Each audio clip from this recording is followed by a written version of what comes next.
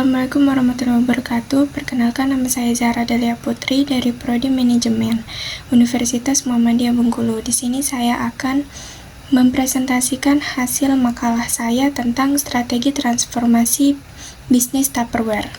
Di sini saya akan membahas tentang bagaimana Tupperware mencoba bangkit dari krisis dengan strategi transformasi bisnis yang komprehensif. Kita akan lihat kenapa mereka bisa sampai terancam bangkrut dan apa langkah yang bisa diambil untuk berubah dan bangkit kembali. Bagian yang pertama yaitu apa sih masalah utama Tupperware? Tupperware adalah perusahaan asal Amerika yang berdiri sejak tahun 1946. Dulu, mereka dikenal lewat Tupperware Party, yaitu model penjualan langsung yang sangat inovatif pada masanya. Tapi sayangnya, model ini mulai tertinggal di era digital. Nah, apa saja masalah utama yang mereka hadapi? Yang pertama, Tupperware terlalu bergantung pada model penjualan langsung tradisional. Yang kedua, mereka lambat dalam mengadopsi teknologi digital dan e-commerce. Yang ketiga, merek Tupperware gagal menarik minat generasi milenial dan Gen Z. Ditambah lagi, penjualan yang terus menurun membuat kondisi keuangan mereka semakin buruk. Mereka juga menghadapi persaingan ketat dari merek-merek baru yang lebih murah dan ramah lingkungan. Dan terakhir, mereka kurang responsif terhadap isu keberlanjutan, padahal ini penting banget di era sekarang. Bagian yang kedua yaitu strategi perubahan. Saya di sini menggabungkan model Lewin dan Kotler. Untuk bisa keluar dari krisis ini, Tupperware butuh transformasi secara besar-besaran. Strategi yang disusun dalam analisis ini menggunakan dua pendekatan. Yang pertama, saya menggunakan model Lewin yang terdiri dari 3 tahap, yaitu unfreezing, change, dan refreezing. Terus yang kedua, saya menggunakan 8 langkah Kotler yang mendukung tiap langkah transformasi. Kita masuk ke fase yang pertama, yaitu unfreezing, atau menciptakan kesiapan untuk berubah.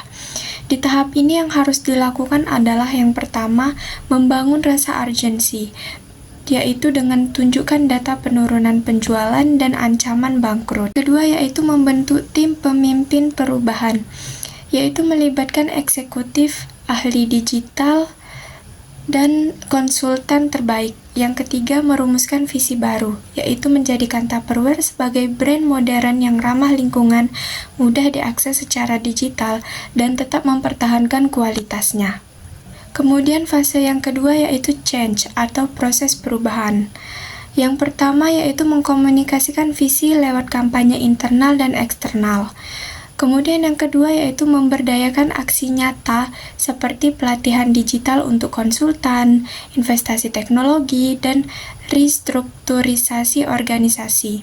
Kemudian yang ketiga menghasilkan kemenangan jangka pendek lewat peluncuran produk ramah lingkungan, program uji coba penjualan omnichannel, dan kampanye digital dengan influencer. Fase yang berikutnya yaitu fase ketiga, refreezing atau mengukuhkan perubahan. Di tahap akhir ini, perusahaan harus memulai yang pertama memperluas program yang sukses ke pasar global. Yang kedua, mengembangkan produk yang berkelanjutan dan sesuai tren. Yang ketiga, membudayakan cara kerja baru termasuk pembaruan nilai perusahaan, sistem penghargaan baru, dan program orientasi untuk semua karyawan. Setelah strategi dirancang, langkah selanjutnya adalah implementasi. Nah, disinilah dibutuhkan roadmap atau peta jalan yang jelas agar perubahan bisa dijalankan secara bertahap atau terukur. Roadmap Tupperware ini dibagi ke dalam 5 fase waktu, yaitu dari bulan pertama hingga ke 24. Kita masuk ke bulan yang pertama sampai ketiga, yaitu fase persiapan. Di fase awal ini, fokusnya adalah membangun fondasi yang kuat sebelum masuk ke eksekusi besar-besaran.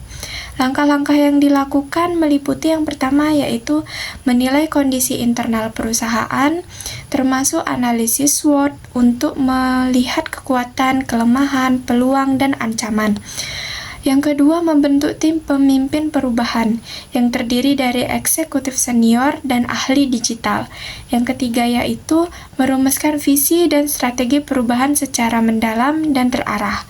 Intinya, fase ini adalah tahap pemanasan, menyusun tim, strategi, dan tujuan yang solid.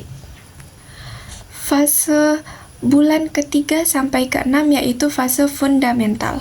Setelah pondasi disiapkan, sekarang waktunya membangun sistem pendukung utama.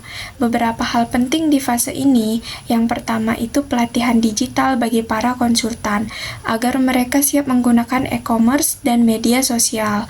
Terus yang kedua, pengembangan platform e-commerce, termasuk website, aplikasi, dan sistem pembayaran.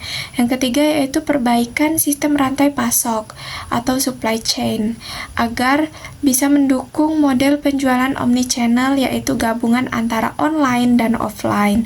Fase ini penting agar Tupperware bisa mulai memasuki dunia digital dengan kesiapan yang cukup.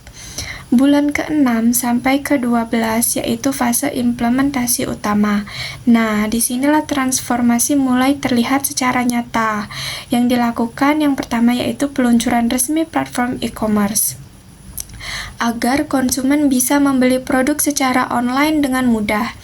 Yang kedua yaitu rebranding atau repositioning merek, termasuk pembaruan logo, kemasan, pesan pemasaran, dan kampanye digital yang menargetkan generasi muda.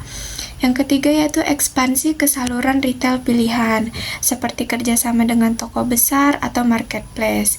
Ini adalah fase yang sangat penting karena Tupperware mulai memperlihatkan wajah barunya ke publik.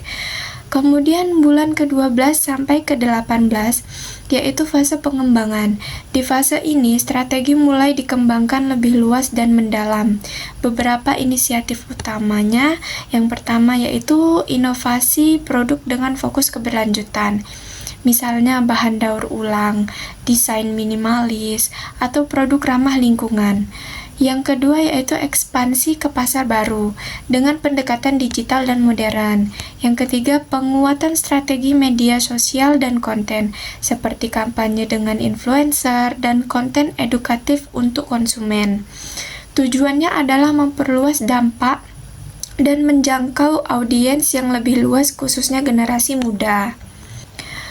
Bulan ke-18 sampai ke-24 yaitu fase konsolidasi.